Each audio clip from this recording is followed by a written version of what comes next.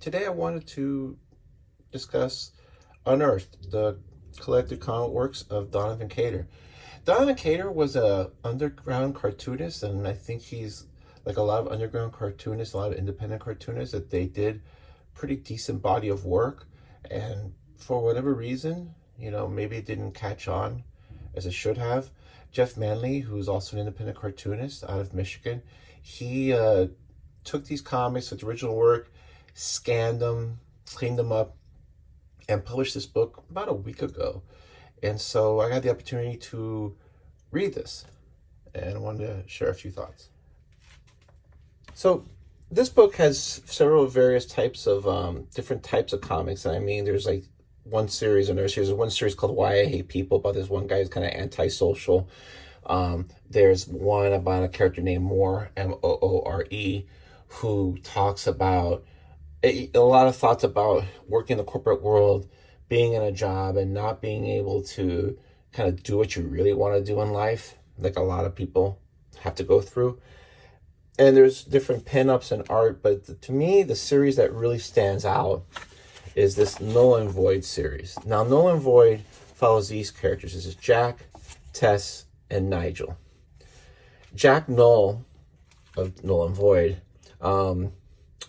Jack Knoll comes from a home where he has a, father, mother at home, a sister, pretty stable home. This is Tess. Tess, she lives with her mom. Her dad is nowhere in the picture. The mom is basically a barfly. She likes to go out, hang out, bring different men to her house, to her apartment, even though she's got a teenage daughter. And this is Nigel. Nigel lives with his grandmother because his mom died when he was young, and the father's not in the picture. But they all get along, and what I liked a lot was that the way they're written is very Gen Z. I have two children who are Gen Z, and they have a way of looking at things and looking at the world very different than previous generations. And I think they don't see the world with all these rose-colored glasses, and they don't buy into a lot of the propaganda. They see the world for what it is, good or bad. And they have that similar outlook.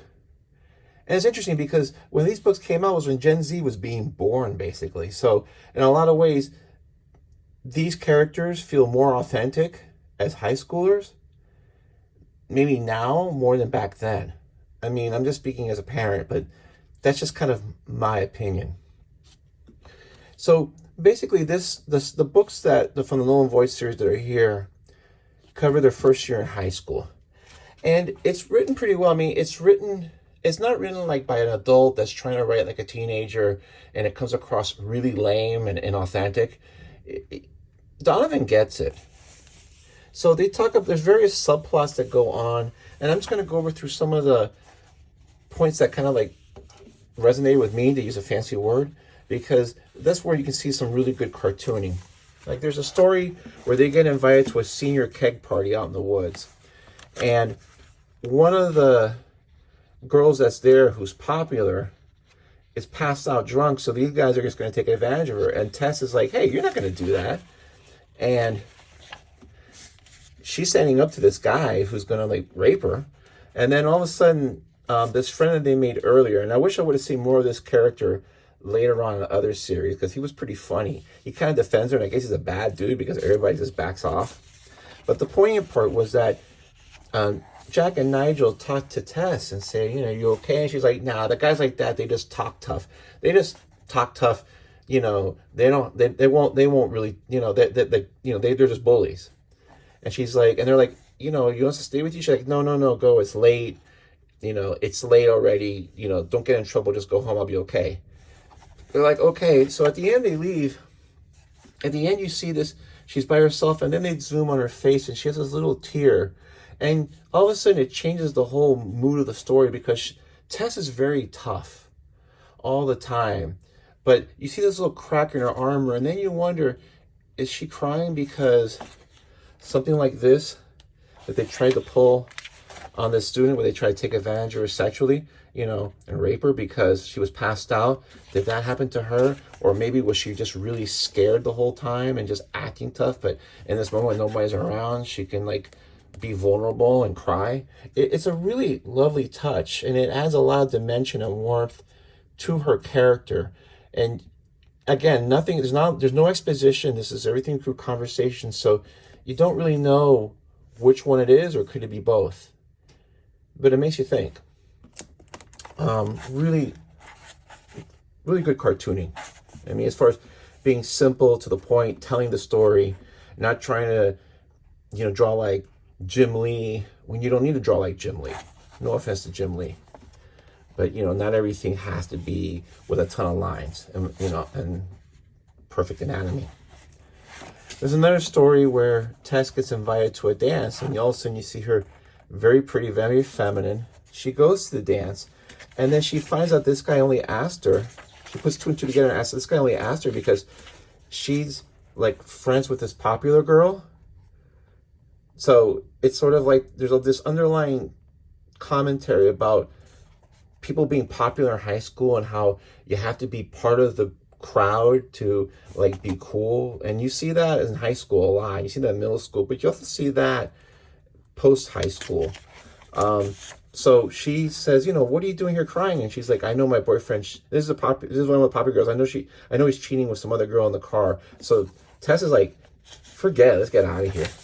And they end up going to Nigel's place. Now Nigel lives with his grandmother, and he has kind of like his own room upstairs. But the grandmother's pretty open-minded about letting people hang out if they're good kids. So there's just one scene where she's, where this popular girl is thanking Tess, and Tess goes, I'll be here for you. Just ends in black. Like, even though she comes from a dysfunctional home, she's trying to be supportive to other people. Maybe get the support that she doesn't get. This story is more about this guy who just kind of hates his life. And he's staying on top of this building, like saying, I'm going to kill myself. And this guy says, every day you say that. He's like, forget about it. He's like, you got to enjoy life while you really can.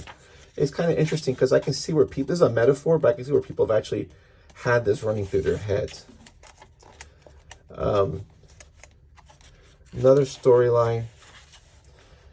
I just like this one piece of cartooning where they can kind of all go to this one safe space and just hang out and just be with each other. Not everybody has that, and it's nice when you have that one place where you can hang out with your friends and just know you're kind of safe. There's a subsequent storyline with Nolan and Void where Tess goes on a date to see a movie with a mutual friend, Doug, and Doug, there's a car accident on the way home. They're hit by a drunk driver. Both Doug and Tess are in the hospital. And so the hospital says, hey, listen, we need to do an operation or a procedure on Tess, but we need a parent's approval. So Jack calls his dad, and he's like, look, Dad, I hate to bother you, but can you find Mrs. Moore and just get her here to sign some papers? So, because they're, desperate. And then they have this talk about how, Jack is saying, well, the doctors say she's going to be okay. And Nigel's saying, hey, listen, that's what they said when my mom was sick, that she was going to be okay. And then one day she was not okay and she was dead.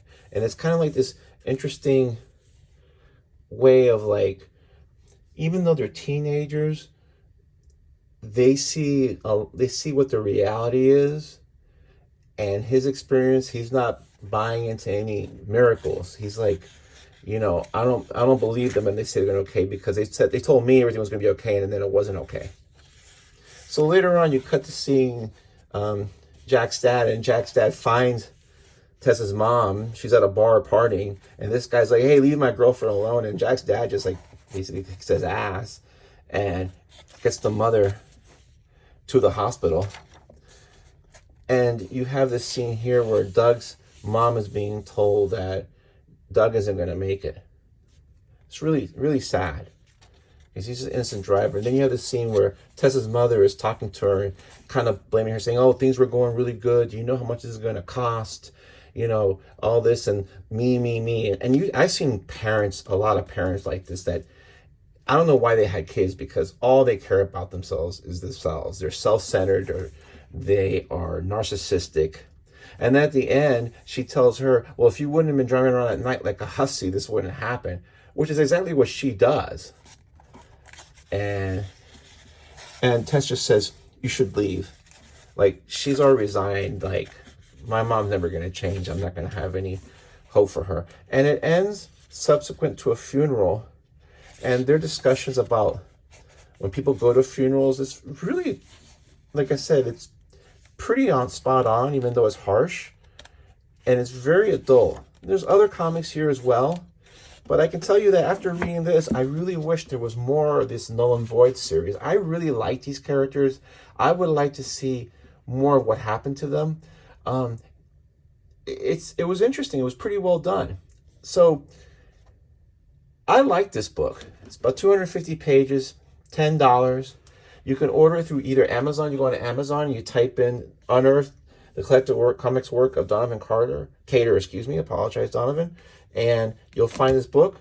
Or I'm going to steal a gimmick from the Cartoon Kayfabe guys. I'm going to write it out on Instagram. It's DW Cater, and on Amazon, you can just enter this, you'll find it. For $10, I think it's a pretty good deal. These are comics that, like a lot of comics, are made. They don't get a lot of circulation, but there's talent in them. And it's something a little different. And even though they were done in the mid 2000s, the first decade, they don't seem as dated as a lot of the books done in that era, especially the characterizations of the three teenagers. I think that is done really well. So if you're looking for something different, something that doesn't hurt the wallet too much, this is a pretty good book. I liked it a lot. Anyway, thanks for your time.